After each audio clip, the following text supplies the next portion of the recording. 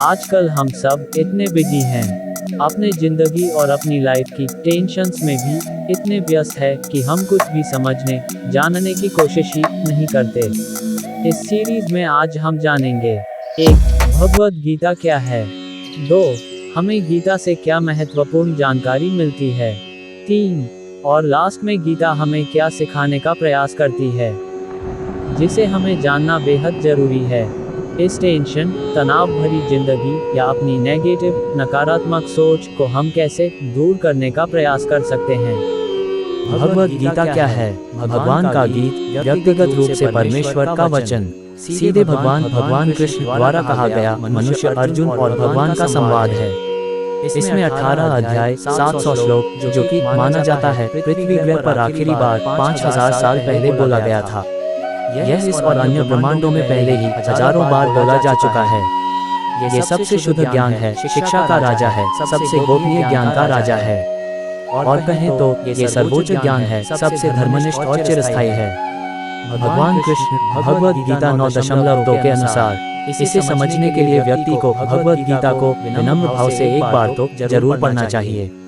भगवद गीता का उद्देश्य मानव जाति को भौतिक अस्तित्व, मटेरियलिस्टिक वर्ल्ड से मुक्ति दिलाना है। भगवद गीता क्या जानकारी प्रदान करती है? भगवद गीता के विषय में 5 बुनियादी सत्य को समझना जरूरी है। पहला, भगवान गॉड। दूसरा, आत्माएं ह्यूमन, आपके और मेरे जैसे जीव। तीसरा, समय टाइम। चौथा, गतिविधियां एक्शन। पांचवा, भौतिक प्रकृति नेचर, जिसकी इस ग्रह पर कोई अन्य धर्म ग्रंथ ये जानकारी नहीं देता है। उपरोक्त 5 में से कर्म स्थायी टेम्पररी है और बाकी सभी शाश्वत अटर्नल हैं। इस प्रकार ईश्वर, जीव, समय और पदार्थ शाश्वत हैं। भगवद गीता क्या सिखाती है? भगवद गीता सिखाती है कि हमें अपनी भौतिक रूप से दूषित चेतना, मटेरियली कंटामिनेटेड कॉन्शियसनेस को शुद्ध करना चाहिए। आध्यात्मिक आत्म साक्षात्कार भगवद गीता का उद्देश्य है, जिसमें कुछ इस प्रकार बताया गया है कि पहला, ईश्वर केवल एक है। दूसरा, हम आत्मा हैं जो शाश्वत है। तीसरा, हम क्यों कष्ट सहते हैं या आनंद लेते हैं। चौथा, ईश्वर और जीव जंतुओं का क्या संबंध है। पांचवा, भगवान कितना शानदार दिखता है। छठा, भगवान कितना महान है। सातवां, भगवान श्री कृष्ण ही एकमात्र सिद्ध भगवान क्यों हैं। आठवां, धर्मात्मा मनुष्य के क्या गुण होते हैं।